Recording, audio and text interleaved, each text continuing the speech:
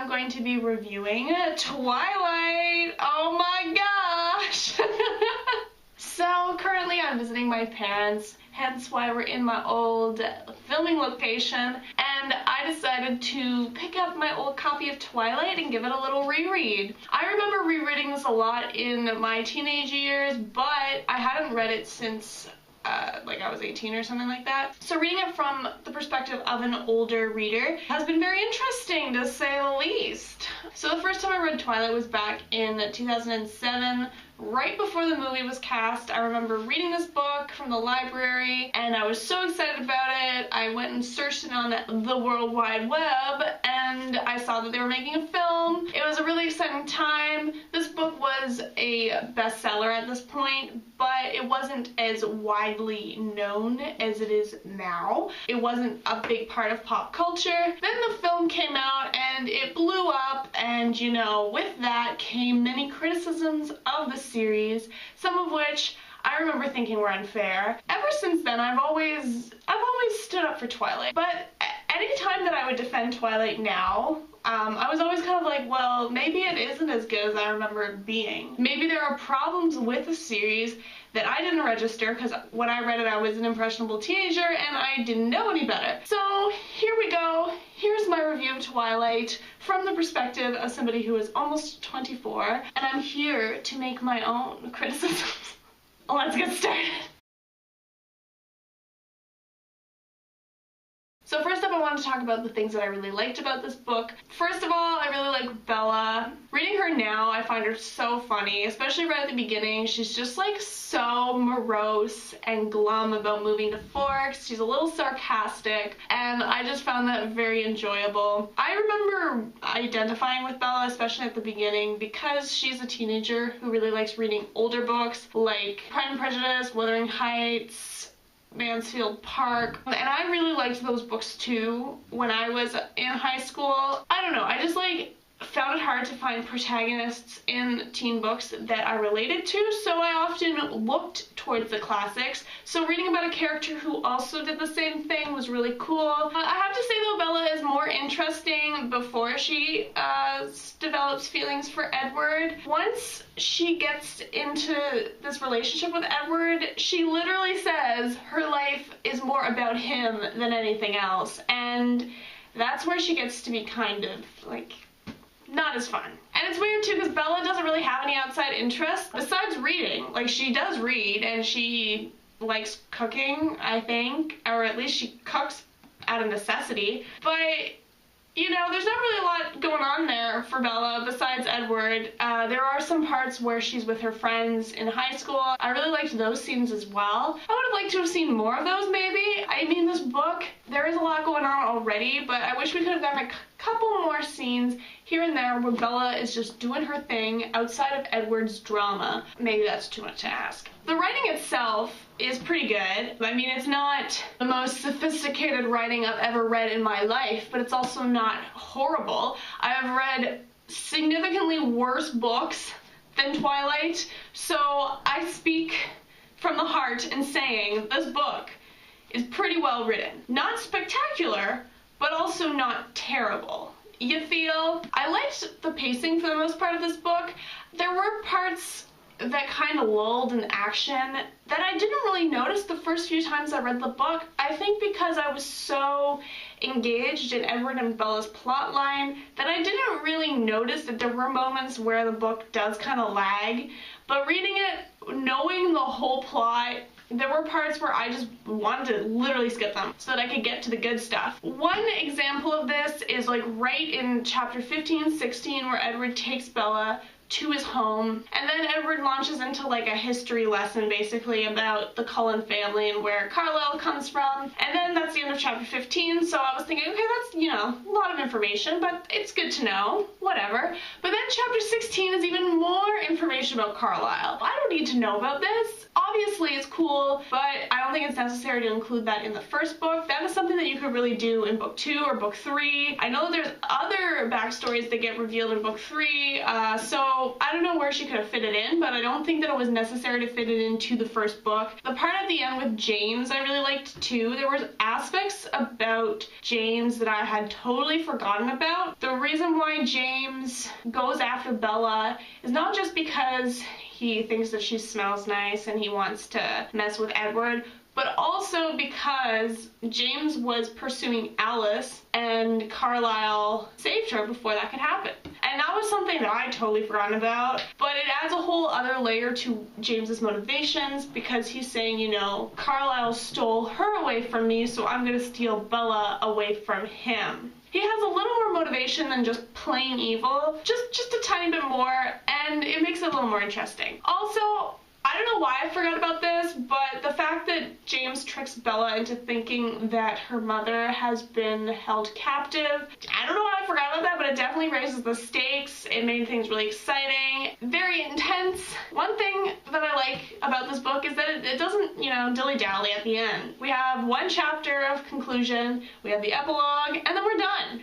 And I appreciate that, because a lot of books, after the main climax, they just keep going for way too long, so I appreciate that she cut it off where she did. Now let's get on to a couple more things that are a little less favorable about this book. One criticism that this book has had for many a year is that Edward is creepy. 14-year-old me was like, ah, Edward's so dreamy. He's like the most romantic man ever. Like, no man will ever come close to Edward. Reading it now, I'm like, oh, Edward, why are you like this? When Edward saves Bella in Port Angeles from those dudes, he literally admits to her that he has an anger problem, and Bella's just like, oh, okay, whatever. Like, she doesn't, there's no red flags. The guy literally admitted to you that he has an anger problem. That's a red flag right there. Whatever. It's clear to me throughout the whole book that Edward definitely really cares about Bella. One thing that I thought was a tiny bit strange is how Edward refers to the other teenagers around him as children. So this is in page 269, where he's talking to Bella about like one of the first times that they met, and he's saying, it took everything I had not to jump up in the middle of that class full of children. Does that mean he thinks that Bella's a child? If you're stuck being 17, there's certain things you can't ever do. Like, you can't ever get a professional job. You can't go out to bars. You know, there's lots of things you really can't experience. I think it does make sense for a 100-year-old vampire who's stuck in a 17-year-old's body to want to date a 17-year-old. But the fact that Edward refers to the people around Bella who are her age as being children is just plain strange. You know. There's a couple other lines that Edward says that are obviously meant to be romantic but just sound creepy to me. One is where he says to Bella, the blush on your cheeks is lovely. I don't know, like, it just creeps me out. That's page 275. There's another scene too where Bella's wearing this blue shirt and Edward says to her, the blue looks lovely on your skin. I don't know, like, just something about the language, the choice of words just sounds weird. Like, if he had just said blue looks really nice, it's fine. Just the way it's worded just sounds so weird to me. And there's a couple other things that he does that are kind of weird, like he tastes her tear. When he like cuddles up against her in one scene, he literally goes, mmm. I mean, there's a couple other things about Edward that's kind of sketchy. Like, it's never explained how he got the key to her truck, because Bella says you probably won't be able to find it, and he finds it somehow. He gets into her house somehow, and he's able to locate it and leave everything exactly the same. Like, if this were a book about a serial killer, you know, that would be very creepy. I don't know. This is all supposed to be romantic too, that's the thing. It's like all these things that Edward is doing, the fact that he was watching her sleeping, the fact that he says kind of weirdly worded compliments is all like supposed to be the height of romance. If some guy did all these things for me, I think I would be a little sketched out. Maybe. Okay, one thing that totally shook me to the core was when we have this Carlisle history lesson, we learned that Carlisle was 23 when he got turned into a vampire. And you know, when you're reading this when you're 14, 23 seems old, right? The fact that nobody in the town of Forest is weirded out that this 23-year-old has like 4 adopted teenage kids, and that he's basically only like 8 years older than them. Does Carlisle just wear makeup to make him look older?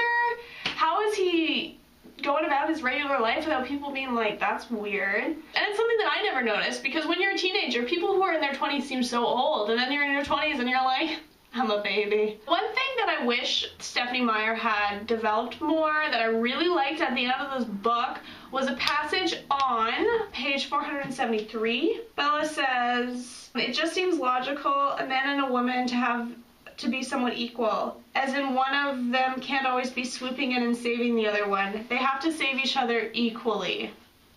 Fair point. And then there's a little bit more, and she says, I can't always be Lois Lane. I want to be Superman too. Then basically Edward says, we can't have this conversation right now. We're at an impasse. And they never bring it up again, really, at least not in this capacity, because I thought that that was really interesting how she does bring up the fact that she doesn't always want to be saved, because Edward saves her life countless times in this book. And the fact that Edward basically ignores that, like, she does bring up the fact that she wants to be a vampire so she can be Edward's equal, but, you know, I think a good compromise for them could have been Edward teaching her some fighting so that she could at least defend herself if need be. I don't know, I think that this was a good start on something, but she didn't follow through with Bella's desire to be more independent of Edward, and it would have been nice to have gone down that route a little bit more, but unfortunately Bella stays a damsel until book 4.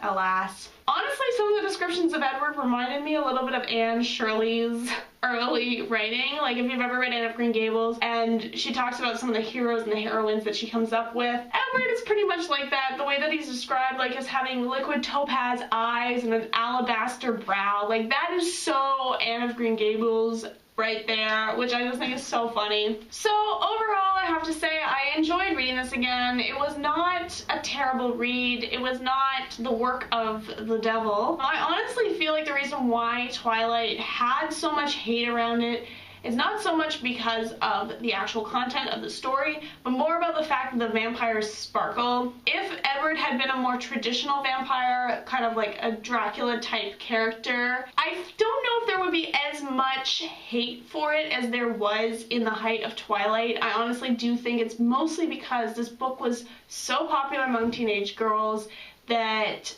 media felt the need to totally bash it. And while it's not the greatest book ever written, there have definitely been worse books that I have read, and that's what I can say about Twilight. So, if you have not read Twilight yet, I don't know if you'd really want to, but if you do, it won't be a bad experience. Anyway, I hope you guys have enjoyed my review of Twilight. Have you guys read it recently? Let me know what your thoughts are on it now that you had some time to be more critical of books. And I'll talk to you guys next time. Bye!